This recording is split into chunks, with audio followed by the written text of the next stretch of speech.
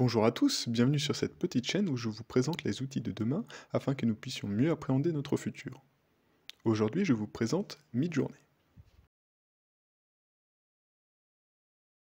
Midjourney est un générateur d'images qui permet de créer des illustrations à partir d'un texte descriptif en se basant sur l'intelligence artificielle et le machine learning.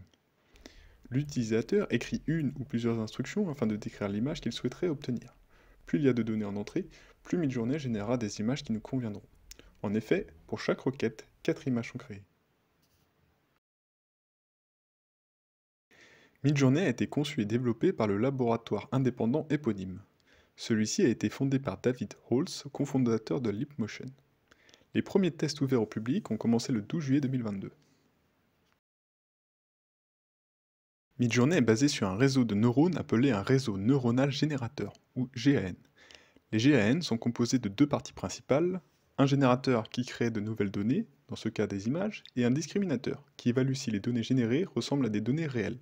Ces deux parties sont en compétition constante, ce qui pousse le générateur à créer des images de plus en plus réalistes au fil de l'entraînement. Il est obligatoire d'utiliser Discord, et donc de créer un compte sur cette plateforme, afin d'utiliser Midjourney.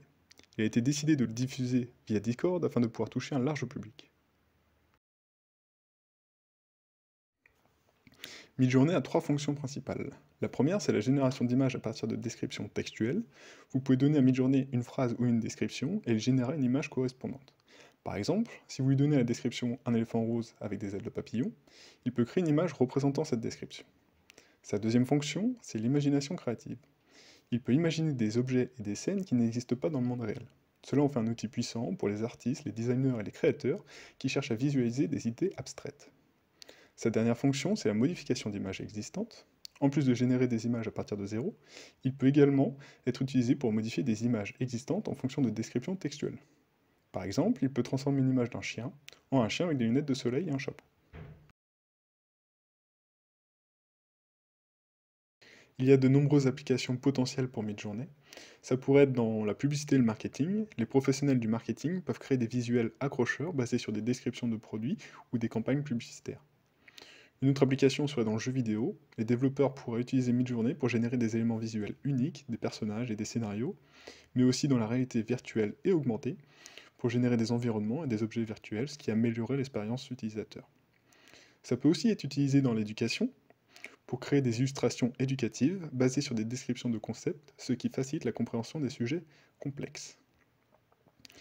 Et un autre exemple d'application, ça serait dans le design créatif. Les designers et les créateurs peuvent l'utiliser pour générer des concepts visuels à partir de descriptions de produits ou d'idées.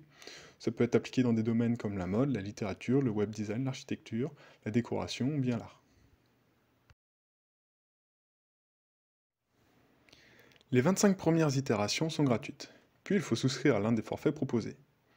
Il y a le basique à 10$, le standard 30$, le pro 60$ et le méga à 120$. La différence entre ces abonnements sont bien évidemment les capacités octroyées. Il est possible d'utiliser les images générées gratuitement pour un usage privé. Avec un abonnement, vous pouvez utiliser les images sans restriction. Vous pouvez citer Midjourney et ceux qui réutilisent vos images doivent vous créditer. Toutefois, si vous utilisez ces images pour le compte d'une entreprise qui génère plus de 1 million de dollars de chiffre d'affaires par an, il faut obligatoirement souscrire un compte pro ou méga. Il existe des alternatives à Midjourney, nous pouvons citer notamment DALL-E, créé par OpenAI, qui a aussi fait ChatGPT, Crayon, anciennement appelé DALL-E Mini, qui est la version gratuite et open source de DALL-E, mais elle est aussi moins performante. Nous avons aussi Bing Image Creator, développé par Microsoft, et Stable Diffusion par Stability AI. L'avantage de Midjourney par rapport à ses concurrents est sa plus grande base de données. Bien que Midjourney soit une avancée impressionnante dans la génération d'images, il a aussi ses limites. La première serait le manque de compréhension contextuelle profonde. En effet, il génère des images basées sur les motifs qu'il a appris lors de son entraînement, mais il ne comprend pas vraiment le sens derrière les mots. Par conséquent, il peut parfois produire des images qui correspondent à la description, mais qui ne font pas sens dans le contexte réel. Sa deuxième limite, c'est le manque de cohérence dans les détails. Bien qu'il puisse générer des images globalement cohérentes, il peut parfois manquer de cohérence dans les détails fins des images, comme par exemple avoir un chien avec 5 pattes. Les textures, les ombres, les autres détails subtils peuvent ne pas toujours être réalistes. De plus, les descriptions ambiguës ou vagues peuvent conduire à des résultats imprécis ou inattendus.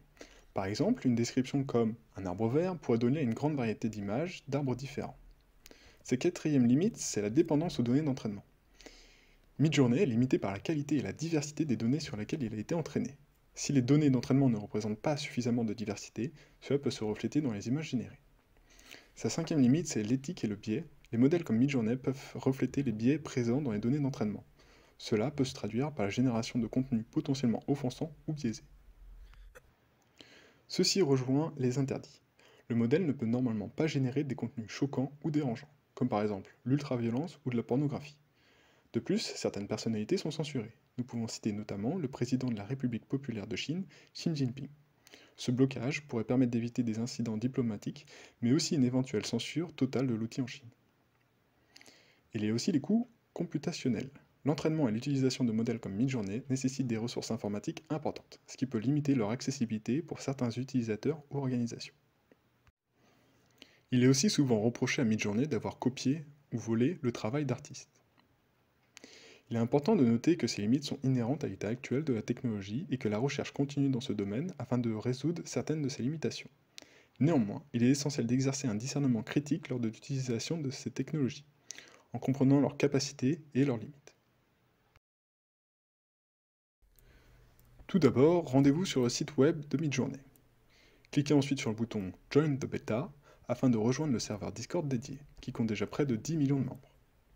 Sélectionnez ensuite l'un des salons nommés Newbies, débutants en français, salon public dont vous pourrez avoir aussi les images d'autres personnes. Dans la zone de discussion, tapez la commande /imagine, puis rédigez une courte description, aussi appelée prompt, de l'image que vous souhaitez créer. Appuyez ensuite sur la touche Entrée, puis patientez quelques instants pour voir apparaître 4 illustrations liées à votre prompt. Vous pouvez ensuite télécharger l'image au format PNG. Il est également possible de générer des variantes d'une illustration en s'inspirant de la première image créée. Lorsque vous avez souscrit un abonnement, vous pouvez créer un serveur privé sur Discord et y ajouter le chatbot Midjourney. Il existe des listes de prompts qui permettent d'obtenir des résultats en particulier, comme par exemple le style d'un artiste ou d'un univers.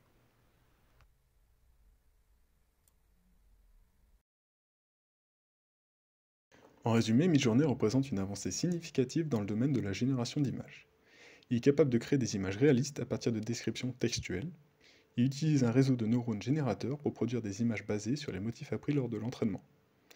Bien qu'impressionnant, Midjourney a des limites telles que l'ambiguïté dans les descriptions, la dépendance aux données d'entraînement, le manque de cohérence dans les détails et le coût computationnel. Malgré ces limites, il trouve des applications dans le design, la publicité, l'éducation et d'autres domaines créatifs.